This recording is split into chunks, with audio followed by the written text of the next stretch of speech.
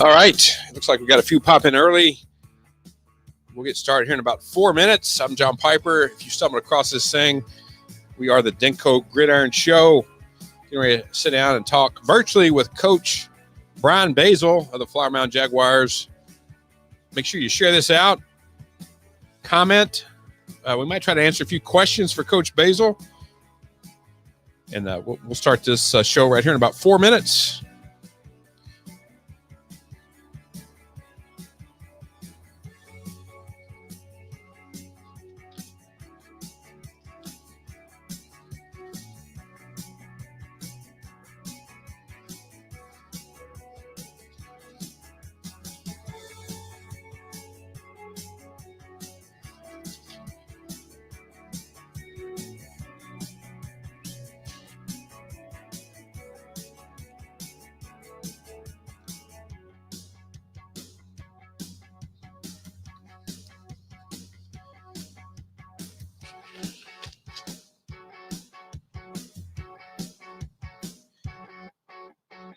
We will start right at 2 o'clock Central.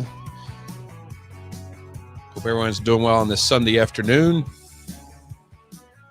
We are also on YouTube now. We're broadcasting this to YouTube Live on the Dinko Gridiron YouTube page. We'll talk more about that here in a second.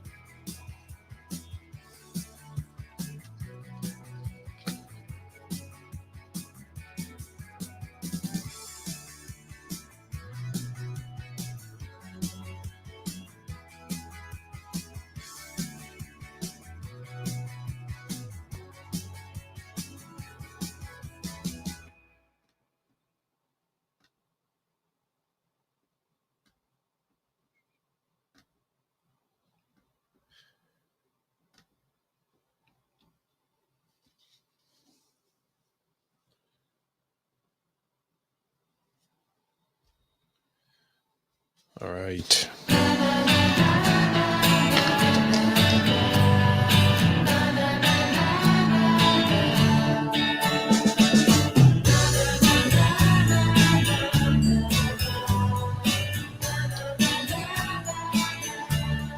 Let us know if you are watching on Facebook Live or YouTube.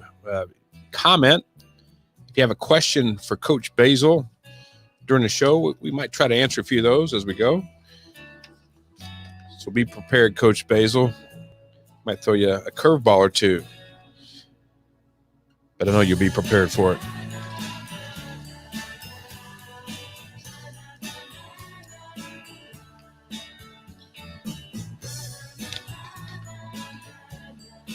All right. I think we'll go ahead and get rolling.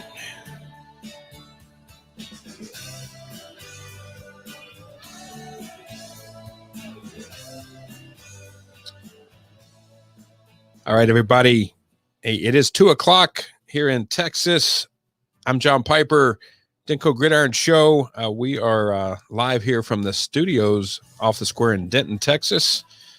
It's a quiet day on the square, as you can imagine, with people sheltering in place. And I think just 2 or 3 restaurants are open for carryout. So, wow, it's an exciting time. We want to talk a little Texas high school football today. Normally, we're not talking a whole lot about football this time of year as we roll into summer and then the fall. That's when we really get cranked up. But everybody's at home. Everybody's a little kind of getting a little cabin fever and excited about fall football. So we thought none other than bring in Coach Basil from the Flower Mound Jaguars. How you doing, Coach? I'm good, John. How you doing? Man, awesome. You are one of the more tech-savvy coaches that we work with. You never have any problem with your technology, do you? Hopefully not. I've had some good mentors show me the way.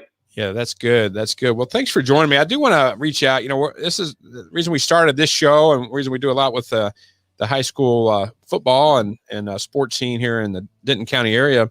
It's really give back to the community, Coach. And I do want to give a shout out to a couple local businesses that I know are still open that have been kind to our show. And they're down there more in the Flower Mound area. Shoal Creek Tavern, Verf's, and Lambo's, all there at the shops of Highland Village. Actually, Verf's is down the road down 30-40, but they're still doing carry out. They're doing some great specials, like some dinner for twos, things like that.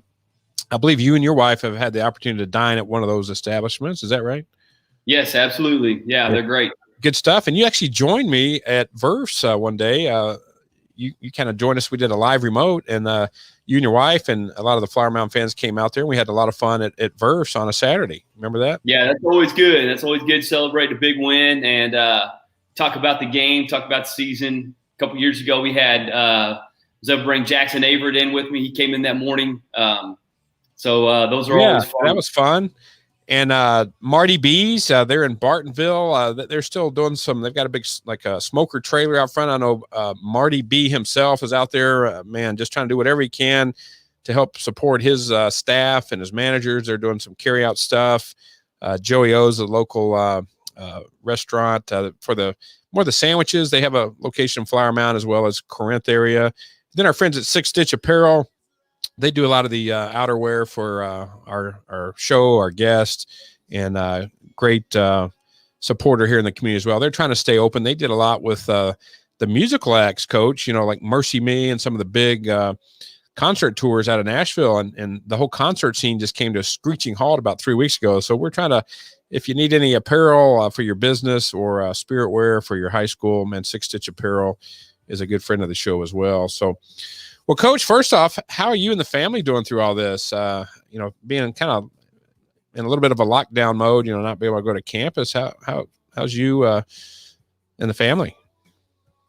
Just like everybody else, we're doing good, fortunate, counting our blessings that we're able to do some things and have some time together that we don't typically have. My wife is an elementary school PE teacher, so she's been busy doing lesson plans virtually and getting things out to her kids and having virtual meetings with their teaching staff. And we've been doing the same with our teachers, with our coaches.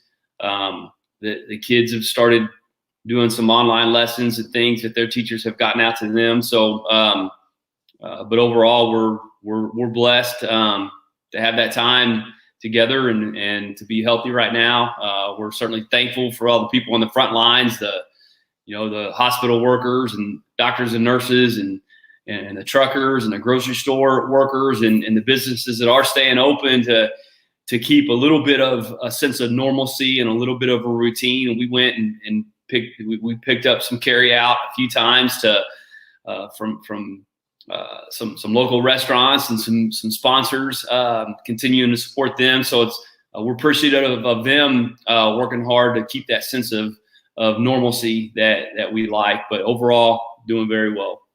Yeah, that's good stuff. I'm in the trucking industry by day job, and we're an essential service, as you can imagine, and it's cool to interface, obviously keeping 6-8 feet apart, but to talk to drivers and to see how important they are. And I will give a shout out to the truckers and also the frontline people. But if you're at a truck stop in the future, not a lot of you traveling right now, but make sure you go up and just thank a trucker. Just think of everything, all these essentials on the shelves at the grocery stores and the medicines and everything being delivered right now. If it wasn't for the professional trucker, we'd all be in a much tougher position, Coach. Yeah.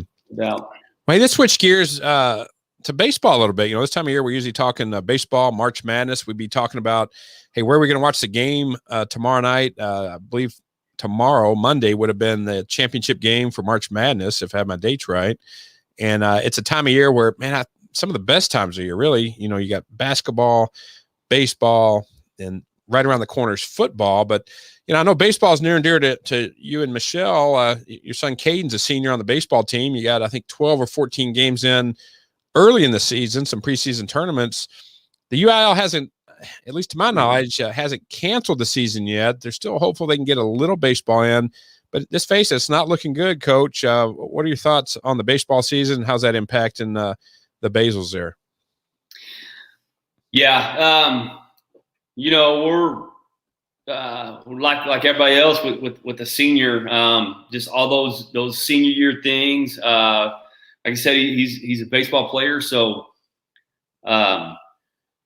When we played, we were in a tournament and had a doubleheader when everything was really kind of getting called. So and it was really a feeling there. And that last game ended. We were playing over at South Lake Carroll in a tournament they were hosting over there, and we just didn't know when we play again. And the further this goes along, you just realize that the seriousness of this. But overall, you just it's really we really miss that time.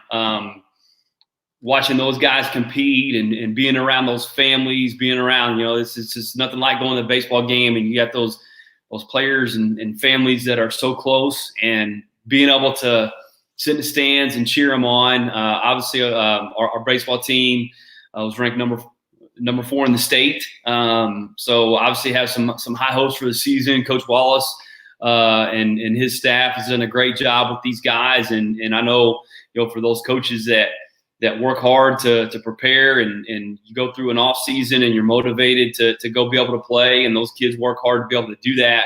Not knowing whether they're going to get to play again is really a tough feeling. But I also think, in the overall scheme of things, we're blessed to be healthy and to be where we are. Every senior in the country is in the same boat. So I think that's one thing that we understand, and everybody is doing their part to remain hopeful that if we can go back to school, then from what I understand, the UIL is going to do everything that they can to get a season in. I mean, if you can play a round robin district tournament and then get into the playoffs, I think at this point in time, those kids would do anything and appreciate anything that they could get. I know from our standpoint, it's just, it's tough not being able to go out there and see him play. And I know he wants to be out there seeing him play and being around his buddies and all that. They're in the same situation. Our softball team is in that situation. Yeah. Our track athletes, our girls soccer team is number one ranked in girls soccer and going into the playoffs. I know they had high aspirations. Of course, they won the state championship 4 years ago and looking for an opportunity to get back there. So, those are all things that that you go through. But one of the things I believe that sports teaches, and whether it's football, baseball, softball, soccer, track, is you learn perseverance and toughness. And you learn there's 2 things you can control: your attitude and your effort. And anything outside of that is beyond your control. So we talk a lot with our football players about response and how you respond to things. And I think those baseball guys are doing the same thing. I know with my son that, keeping in touch with each other and doing, what you can that's under your control. And if they get to play, great. If they don't get to, then there's something that we're all supposed to learn from this to get better in the long run. So I think that's the approach that we're all taking right now. Yeah, Coach, I noticed just this morning I saw one of your own, Cam Brown, baseball player there at Flower Mound, Jaguar, is going to be on Dale Hansen's Channel 8 here in Dallas, sports, I think, student athlete of the week. So you get a little Flower Mound shout out there on Channel 8 tonight. Yeah. I've been trying to get creative on with no sports going on. We're normally not talking Texas high school football this early in the season, but we thought, hey, everybody's idle at home. This maybe get the community off the news cycle. I don't know if y'all can see it, but Flower Mound Jaguar, nice picture back here, hoisting one of your trophies there. And, let's get people away from the negative stuff that's going on. What I did, this all started, y'all may have seen it online, but a class of 2020 softball player out of Crawfordsville, Indiana. Let me see if I can bring it up. I was going to have her on and just talk about softball. That's Abby Bannon there. And it morphed into, we did a virtual live concert on Thursday night, last Thursday. I think it's over, 3,500 people have watched it so far, just to try to do something to get people away. She wrote a song about the class of 2020. If y'all haven't heard it, I'll send a link to you and Michelle. It's pretty moving, talking about not being able to finish their senior year and all that. It's kind of sad and happy at the same time. But that's what we've been trying to do, is just try to get a message out there of some hope. We want everybody to be safe while they're sheltering in place and all that. But, things will return to somewhat of normalcy. And, as far as the football season, we hope things will get back to normal here maybe this summer. As a result of that, Coach, do you think you'll be able to have more FaceTime with the players over the summer than you normally would, kind of make up some lost time, or you think it'll be business as usual? I don't know. I've been asked that question, and I haven't heard the UIL have a statement on what their plans are. Last summer, we benefited from them allowing 2 hours a week of skills training, which last year was the first year we've been able to do that. I know we took advantage of it. I think a lot of schools did. If they don't change anything, then that time's going to be really important. I know that the UIL thinks closely about if they allow for more time. You're looking at more time. That the kids and the coaches are having to spend. My feeling is that I think that when this is all over, we do need to be sensitive to families being able to take trips. I'm a big believer, and I think the kids still need to have a summer. So I think that whatever the UIL decides, the thing is everybody's going to be in the same boat. I tend to think that they're not going to change anything in terms of what it's been. We get a lot of time during the summer for strength and conditioning. With the 2 hours per week on skills training, we get quite a bit of time for that. We won't have spring football like we had planned. So what that means is that we'll start practice a week earlier. We can start the first Monday in August now, as opposed to the second Monday. We'll pick up a second scrimmage. So there'll be opportunities to get caught up. One thing we know is everybody will be at the same starting point. So nobody's going to get an advantage over the other. I tend to think the UIL is probably not going to allow for more time than what you have, just for that reason. I do think it's important for, when we do get through this, to have a summer, to take trips, to go to the lake, spend some time a little bit away from. I think right now, even though we're not able to see them in practice, there's still a lot of communication that's going out to them, virtual meetings. We have some platforms that we can get information out to them. We had virtual meetings with our kids, each coach, and we have a competition team, which is just a small subgroup that we break our off-season kids into. So we've been able to meet with them, and I think it's allowed us to be creative in some ways that we're still communicating the message. Yeah, Coach, I visited with an OU coach recently, and the way they're teaching is sending short videos. I'm not sure the platform, but they realize kids today, 17, 18, 19, 20-year-old kids learn through these devices, right? Through these cell phones and through short video. And it was really interesting because kind of an old school coach, but realizes, hey, you got to adapt and change. And I think doing all this virtually, people working virtually for the first time ever, Zoom meetings, this technology we're using today is going to change things probably forever. And, it's going to be interesting to see how things move forward. But, hey, you're coming off another great season in 2019, District 6A by district champion. You win your first postseason game, a playoff game in school history. It was awesome. I hosted your weekly coaches show, so it was just great, the enthusiasm and just to hearing your voice and the fans and the players. That's what's great about Texas high school football. When you have games like that, or games where you come from behind to win, or win, in the last seconds of a game, like you did at Keller, hard to beat that, isn't it, Coach? Yeah, it was a fun year. As we go through the off season, and especially these last couple of weeks, as you're having a little bit more time to sit down and reflect, and we're doing a lot of film work right now as we're planning on getting installations and progressions in. But you look back on some of those things, and brings back a lot of memories, and a lot of great kids, a lot of senior leadership. For this last year's senior was my first class to go through 4 years, so their leadership and what they've done for the culture of this program has really been instrumental. But you look at film and some clips of playing at AT&T Stadium, and it was a great memory, and just the final moments of that playoff win, and and the celebration afterwards, and just a lot of hard work that was put in by those guys, and seeing the joy of those moments was exciting. We had a last a final minute win against Louisville, the Capel game that was a must-win game at that point for a playoff spot, and what an exciting game that was. Just a lot of great memories throughout the season of those guys.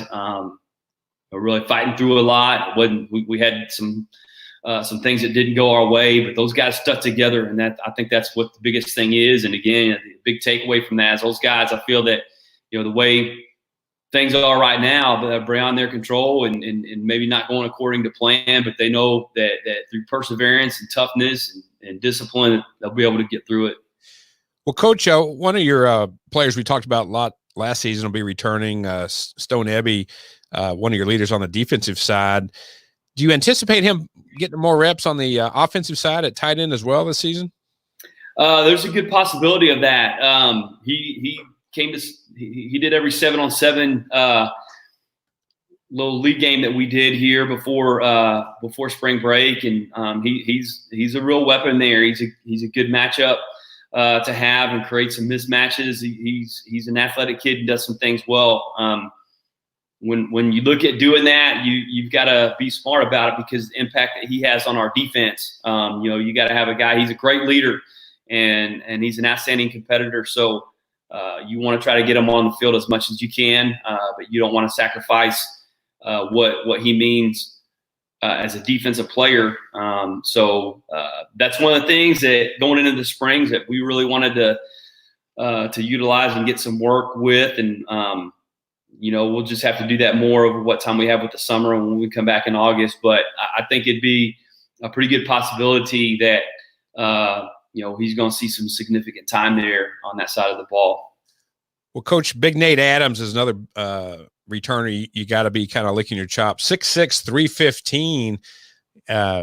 He played some center for you this past season. You move him back to tackle, or what you like him to anchor the offense from the center position? Yeah, Nate.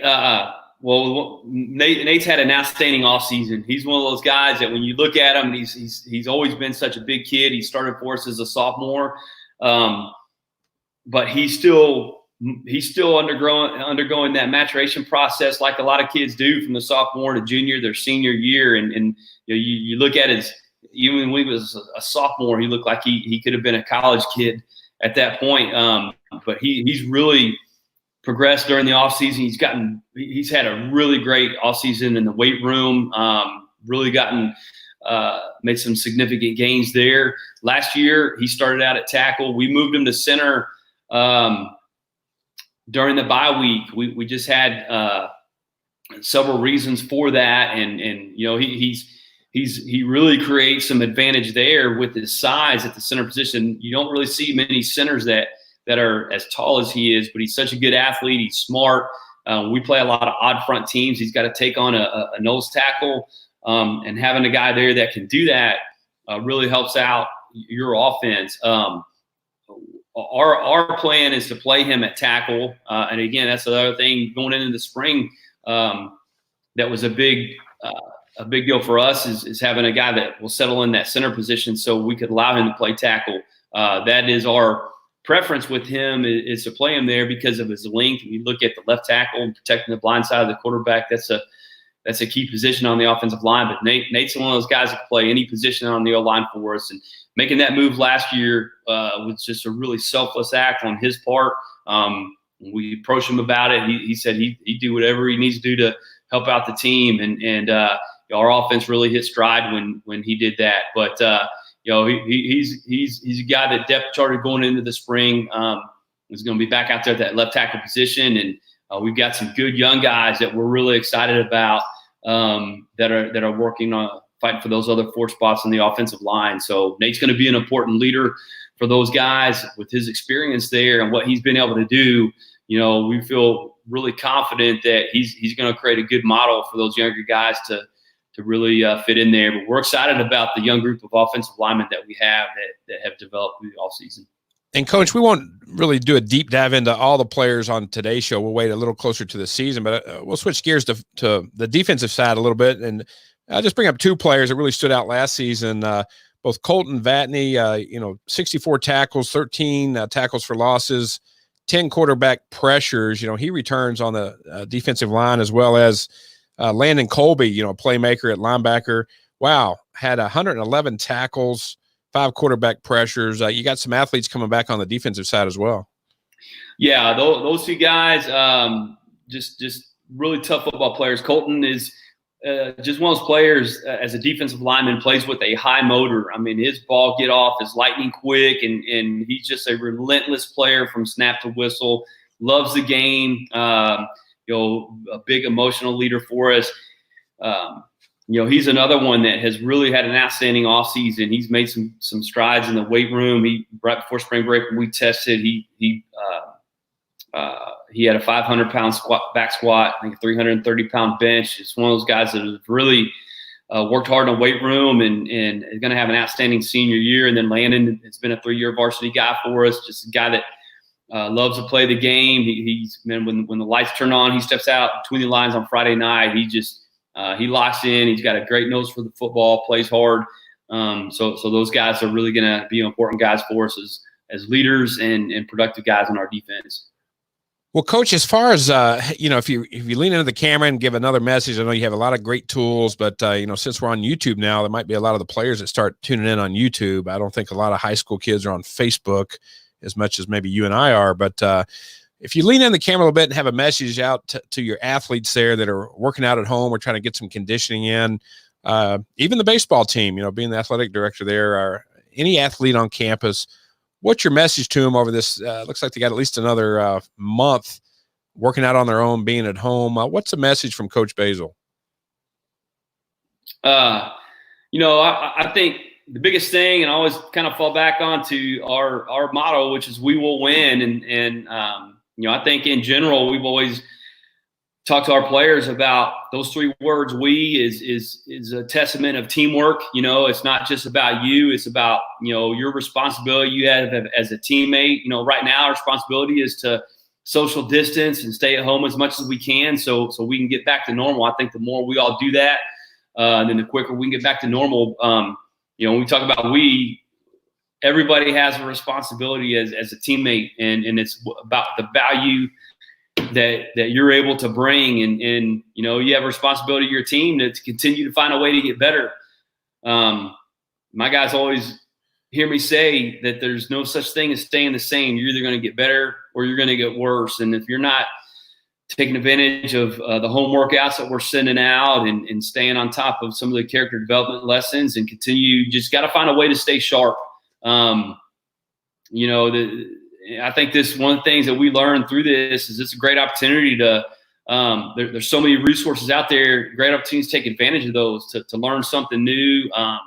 There's a lot of positive messages that are going out, and that's attitude we got to continue to take. And the will is just about an attitude. It's not about what you're going to try to do or what you're going to hope to do. It's what you will do. And then the win stands for what's important now. So, of course, during the course of the season, that game that you're preparing for or going out and winning that's what's important. That's where your focus is. Right now, our focus is doing what we need to do so we can get back into a normal routine. Stay on top of your classwork, find ways to reach out, encourage one another. Don't worry. There's no sense, complaining about what we're not doing and what we're missing out on. At some point in time, we're all going to look back at this and realize that there's a silver lining and there's a reason. I believe there's a reason for everything. And so, that's what we got to take advantage of now. That's what reality is. And we got to learn and spend time we have as a family and count our blessings and do our part to get through this. I think that's the biggest message. We talked about seniors, and personally, I can really relate to that. I really think that everybody has something that you're unique at, and this class of 2020 is going to be remembered for having gone through that and persevering through it. And I think if we take the approach that learning how to persevere and learning how to stay positive in adverse situations are lessons that are going to carry on throughout the rest of your lives. I mean, you're going to look back and there's going to be a uniqueness when the class of 2020 has their 10-year reunion, their 20-year reunion. They're going to look back and they're going to talk about this and talk about, hey, remember when we couldn't go to school and again, whatever we miss out on, whether it's prom, whether it's senior recognition ceremonies, the sports that are going on. The reason that those kids are missing those is because of relationships that they built with each other, with their coaches. I tell you, as coaches, we really miss those kids right now. I know every one of their teachers misses them, or coaches misses them.